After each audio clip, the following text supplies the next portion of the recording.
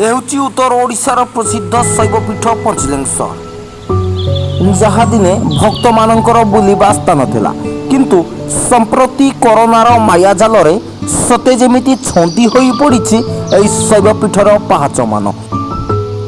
ସତେ ଯେମିତି ଭକ୍ତମାନଙ୍କର ପାଦକୁ ଅପେକ୍ଷା କରି କରି ନୀରବ ହୋଇଯାଇଛନ୍ତି ଏହି ପାହାଚମାନ। ଦିନ ଥିଲା ଦେଶ ବିଦେଶରୁ ଛୁଟି ଆସୁଥିବା ପର୍ଯ୍ୟଟକମାନଙ୍କ ପାଦ ଚିହ୍ନରେ ଚମକି ଉଠୁଥିଲା ଏହି ପାହାଚମାନ। କିନ୍ତୁ ଏବେ ସୁନସାନ ହୋଇପଡ଼ିଛି ପଞ୍ଚଲିଙ୍ଗେଶ୍ୱର।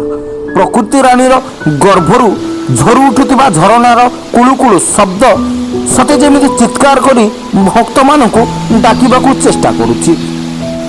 ଦିନ ଥିଲା ଏହି ଶୈବପୀଠ ଦେଶ ବିଦେଶରୁ ପର୍ଯ୍ୟଟକମାନଙ୍କୁ ନିଜ କୋଳକୁ ପାଛଡ଼ି ଆଣି ଏକ ଅଦ୍ଭୁତ ଆନନ୍ଦ ବିଳାସ ଦେଉଥିଲା ଏବଂ ନିଜ ଭିତରେ ଥିବା ଭାଇଚାରା ଭାବକୁ ସତେ ଯେମିତି ସତେଜ କରିଦେଉଥିଲା।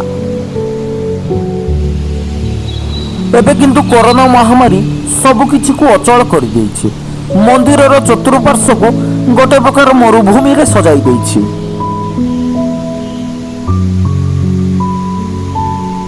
ଦେବଗିରି ପର୍ବତର ପାଦଦେଶରେ ରହୁଥିବା ଦେବଦେବ ମହାଦେବ ପ୍ରଭୁ ଶ୍ରୀ ପଞ୍ଚଲିଙ୍ଗେଶ୍ୱର ବାବା, ଯିଏ ଲକ୍ଷ ଲକ୍ଷ ଭକ୍ତଙ୍କ ଗହଣରେ ରହିବା ପାଇଁ ଭଲ ପାଉଥାଏ, ସିଏ ବି ଆଜି ପୁରାପୁରି ଏକା ହୋଇଯାଇଛି। ନିଶବ୍ଦ ହୋଇଯାଇଛି ଉତ୍ତର ଓଡ଼ିଶାର ପ୍ରସିଦ୍ଧ ଶୈବପୀଠ ପଞ୍ଚଲିଙ୍ଗେଶ୍ୱର।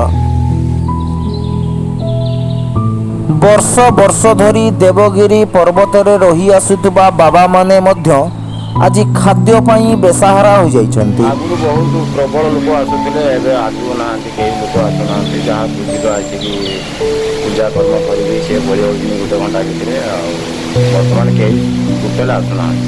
ସନ୍ଧ୍ୟାବେଳେ ସବୁ ଜାମ୍ ହେଇଛି, ଦିନସାରା ବହୁତ ଜାମ୍ ହେଇଛି। ଏବେ ଗୋଟେ ଲୋକ ଦେଖୁନାହାନ୍ତି, ଏବେ ପୁରା ଖାଁ ଖାଁ ପୁରା ବସିଲେ। ଆଉ ତଳକୁ ଗଲେ କେହି ଯାଆନ୍ତି, ଦାନ ଦିଅନ୍ତି, ଆମେ ଆଣିକି ତାକୁ ସେବନ କରୁ। ଆଗରୁ ଭକ୍ତ ଆସୁଥିଲେ ଦେଉଥିଲେ ଦାନ ଦକ୍ଷିଣା, ଏବେ ଆଉ କେହି ନାହାନ୍ତି। ଆମେ ଯାହା ତଳକୁ ଯାଇକି ଯାହା ଯେମିତି ବାମଣ କରିକି ଆଣିକି ତୋଳୁଛେ। ଆଉ ରାତିରେ ଏଇଠି ରହୁଛୁ ଆମେ, ଦୁଇଟା ବାବା ପାହାଡ଼ ପରେ ଏଇ ଗୁମ୍ଫାରେ ରହୁଛେ ଆମେ। ଆଉ